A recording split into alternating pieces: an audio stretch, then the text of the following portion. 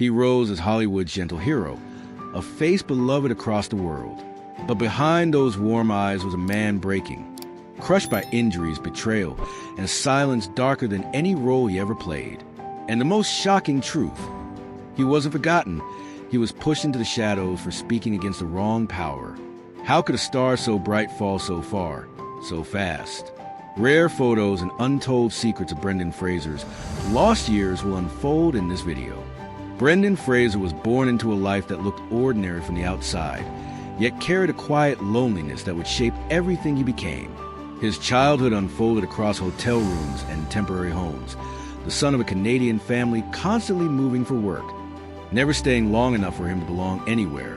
While other children built friendships that lasted years, Brendan learned to pack his world into a suitcase, learning early that nothing stable ever stayed. The frequent relocations left him observing life rather than participating in it. In school hallways, he felt like a stranger, drifting from country to country, city to city, with no place to truly call home. And beneath the polite, gentle demeanor the world would one day adore, a subtle ache had already begun forming, a longing to be seen, to be rooted, to be held still for once. He discovered acting not as a dream of fame, but as a refuge. On stage, he could finally choose who he was, instead of being forced to adapt to yet another new beginning. In those small theater classes, surrounded by script pages and soft stage lights, Brendan felt something he had rarely felt in childhood: safety, a moment where the world stopped shifting under his feet. But the very sensitivity that made him a remarkable actor, the vulnerability born from years of silence and displacement, would later become the same vulnerability that Hollywood exploited, damaged, and ultimately shattered. When Brendan first stepped into the world of acting, it wasn't with the confidence of a future star. It was with the quiet hope of someone finally searching for a home. After years of drifting through cities and continents, he found himself drawn to the stillness of a theater stage, where emotions had structure and grief could be shaped into art. Acting was an escape for him. It was a form of truth-telling he had never been allowed to express as a child. In the late 1980s, he moved to New York, carrying little more than a suitcase and the fragile belief that he might belong somewhere at last. Audition rooms were cold and unforgiving, filled with fluorescent lights that exposed every doubt on his face. But Brendan had something casting directors didn't expect. A softness that couldn't be faked, a sincerity that made even silence feel emotional. He didn't enter a room. He filled it quietly. His early roles were small, nearly invisible, yet each one chipped away at the shyness that clung to him. Then came a turning point, School Ties, 1992. Surrounded by young rising actors, Brendan delivered a performance so raw, so emotionally unguarded, that it caught Hollywood's attention. His eyes, always carrying a trace of sadness, became the perfect lens for stories that needed vulnerability. He followed with Encino Man, a comedic role that shouldn't have worked, but somehow did, because Brendan approached even absurdity with honesty. That strange, unpredictable blend of sensitivity and physicality made him stand out in a decade obsessed with polished, invincible action heroes. Producers began whispering his name. Studios took notice. Hollywood saw a new kind of leading man, not carved from arrogance or entitlement, but from empathy. But what none of them realized was that behind his gentle presence was a man already accustomed to enduring pain quietly, a man whose life had trained him to push through discomfort without complaint. And that very trait, the willingness to endure, would later become one of the most devastating vulnerabilities of his entire career. By the mid-1990s, Hollywood had finally found its new golden boy. Brendan Fraser wasn't just another rising actor. He was a kind of presence that softened a room, the kind of face that made audiences trust him instantly. Producers loved his physical commitment. Directors admired his emotional intelligence, and fans adored the warmth he radiated both on screen and off. Then came George the Jungle, 1997. The role that would change everything. Brendan threw himself into character with a devotion bordering on self-sacrifice. He trained relentlessly, lost weight, pushed his body to extremes, and performed stunts with a dangerous eagerness to please. The result was undeniable. He became an international sensation. Magazine covers, interviews, red carpets. His smile was everywhere. Hollywood had a new hero, sculpted to perfection. But perfection has a cruel price. behind a comedic charm and chiseled physique, was a man quietly tearing himself apart. The stunts left him bruised. The physical demands pushed his body beyond what it was meant to endure, and the pressure to maintain that image, lean, strong, invincible, began to suffocate him. Still, he pushed on. Then came The Mummy, 1999, the film that transformed him from rising star into global icon. Audiences saw a fearless adventurer, but few knew that many scenes left him gasping for air, injured, or on the brink of passing out. Fraser didn't complain. He never did. The studios praised his dedication. The world celebrated his charisma. No one asked what it cost him. Hollywood adored him because he made everything look easy. But nothing in his life had ever been easy. The more the industry lifted him up, the deeper the cracks beneath the surface grew. And as the spotlight grew brighter, so did the shadows it cast. Shadows no one wanted to acknowledge. Shadows that would soon swallow one of Hollywood's kindest souls. Hollywood loved Brendan for his physicality, until that very physicality began to break him. During the years filming George of the Jungle, The Mummy, and their sequels, he pushed his body far beyond its limits. Stunts that should have been handled by doubles were performed by him, again and again, because he believed effort equaled worth.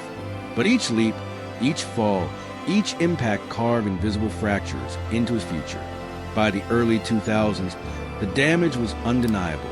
He endured surgery after surgery, partial knee replacement, spinal work, vocal cord repairs. His body, once a symbol of lighthearted adventure, had become a collection of scars and medical bills. The industry that applauded his dedication offered no mercy when he could no longer endure the same pain. And while his body was failing, his personal life began to collapse as well.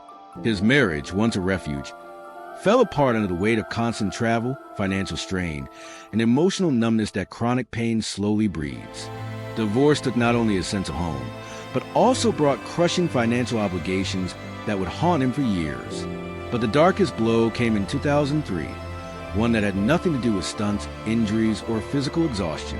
During a Hollywood event, Fraser experienced something he never expected, an incident with Philip Burke, the former president of the Hollywood Foreign Press Association. What happened in that room shook him to his core. He described it years later, his voice quiet, his hands trembling, as a violation that shattered not just his dignity, but his faith in the industry he had devoted his life to. From that moment on, something changed. Phone calls stopped. Scripts disappeared. Meetings evaporated. His career, once unstoppable, seemed to freeze in place. Brendan didn't know it then, but he was being quietly pushed out, not with statements, not with headlines, but with silence. The kind of silence engineered by people with power, the kind that erases careers without ever leaving fingerprints. His physical pain grew, his emotional world shrank, and slowly, almost imperceptibly, he slipped into a decade-long fog of depression, self-doubt, and isolation from the industry that once celebrated his every smile. For a man who had spent his entire youth searching for a place to belong, being erased was a wound deeper than any stunt injury. When Brendan Fraser disappeared from Hollywood, the world barely noticed at first. 1 year passed, then another, and he slipped quietly out of headlines, out of magazine covers, out of public memory. He wasn't retiring. He wasn't resting. He was simply gone. Pain became a constant presence. His body, once pushed to extremes for the sake of entertainment, now demanded a price he could no longer ignore. Daily routines were replaced by doctor visits. Scripts stopped coming, and the industry that had once depended on his smile now offered him only silence.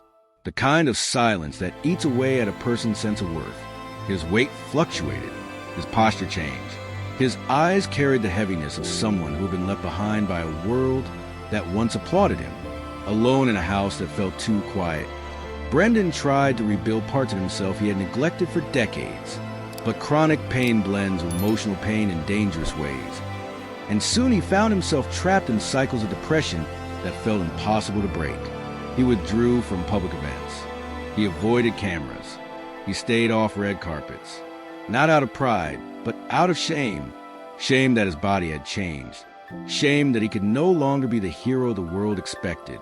Shame that he had dared to speak against the wrong person. Years passed like this, slow, heavy, unkind. Then something unexpected happened. A small clip of Brendan resurfaced online. A gentle, humble interview where he thanked fans with a trembling smile, clearly unaware how loved he still was. Within hours, the internet erupted with warmth.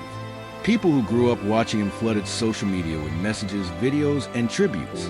It was the first time in years that Brendan saw proof he still mattered. And when someone told him directly, "We're rooting for you," his reaction became iconic, a soft gasp, his eyes welling with tears. A broken man trying to hold himself together because someone finally saw him. That single moment went viral. And for the first time in a very long time, Brendan Fraser felt the world reaching back toward him. It didn't heal everything. It didn't erase the scars.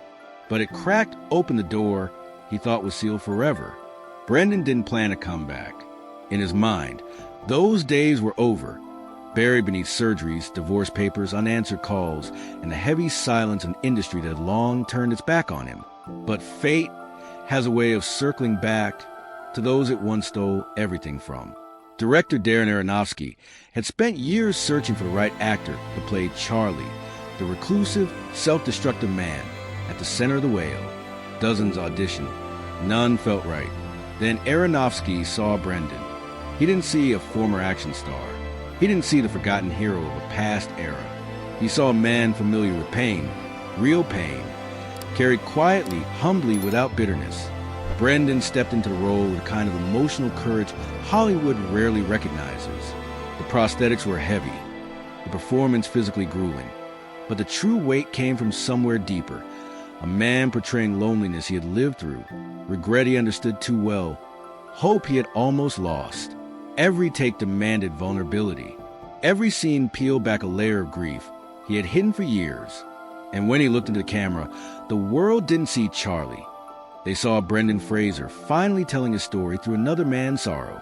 When The Whale premiered, something extraordinary happened. As the final scene faded and the lights rose, the audience didn't simply applaud. They stood. A 6-minute standing ovation swept through the theater. But the camera captured something even more powerful. Brendan, overwhelmed, burying his face in his hands, shaking with disbelief. It wasn't the applause that broke him. It was a realization that he was no longer invisible. Hollywood could no longer deny him. The industry that once erased his name now celebrated it. And fans around the world watched a man who spent years in darkness suddenly rise again. Not as an action hero, not as a charming leading man, but as an artist reborn. Then came the moment no one dared hope for. Brendan Fraser won the Academy Award for Best Actor. A man once discarded by the system stood on the grandest stage in cinema, holding an Oscar with trembling hands, thanking those who never stopped believing in him. His voice cracked. His eyes shined with gratitude and disbelief. It wasn't just a comeback. It was redemption. But more than that, it was a quiet victory over the forces that had tried so hard to break him. Brendan's life today moves at a different rhythm. Quieter, slower, built around healing rather than survival. After The Whale, he didn't rush into another blockbuster or chase the spotlight he once lost. Instead, he began choosing roles with intention, gravitating toward characters with emotional weight, men shaped by grief, resilience, and quiet strength. In each one, he honors the years he spent in shadow. He spends more time with his children now, embracing the fatherhood that remained a constant even in the darkest chapters of his life. His home is no longer a place of isolation, but one of recovery. The laughter is softer, but it's real. The silence is no longer punishment. It is peace. Interviews reveal a man changed, not hardened. His voice carries humility. His words gentle, as if he still cannot fully believe the world welcomed him back. Fans often tell him, "We missed you." And every time, the gratitude in his eyes feels as raw as the first moment the internet embraced him years ago. Hollywood, too, has shifted. The industry that once overlooked him has begun acknowledging the cost of its silence, its dismissal, its exploitation. Brendan has become an unexpected symbol, a reminder of what happens when the system prioritizes power over humanity, and what it looks like when a good man refuses to let bitterness consume him. His legacy is no longer tied to the heroic adventures he played in his youth, nor to the years he vanished. Instead, it lies in his return, in the courage to stand again after being broken, in the honesty with which he speaks about pain, and in compassion that radiates from someone who survived what many could not. Brendan Fraser's story is not about fame regained. It is about dignity restored. And for millions of people who once felt invisible, unheard, or discarded, his journey is more than a comeback. It is a lifeline, a quiet reminder that even those who fade can rise again, not as who they were, but as who they were always meant to be. Brendan Fraser's journey is not the tale of a fallen star. It is a portrait of a man who survived the weight of expectation, the cruelty in industry, and the silence of a world that once looked away. His life reminds us that behind every Hollywood smile is a human being with bones that break, hearts that bruise, and spirits that can be pushed to the edge. He was celebrated, then discarded, forgotten, then rediscovered, broken, then rebuilt. But the truth that lingers above all is this: his worth never depended on fame. It lived in his resilience, in his sincerity, and in the quiet courage to tell the truth even when it cost him everything. Brendan's story forces us to confront the darker side of admiration, the way society glorifies its heroes, then abandons them when they stumble. Yet it also reveals something profoundly hopeful. Redemption is possible, even for those the world has chosen to erase. And as the curtain falls, one message remains clear. Sometimes the greatest comeback is not a return to the spotlight, but a return to oneself.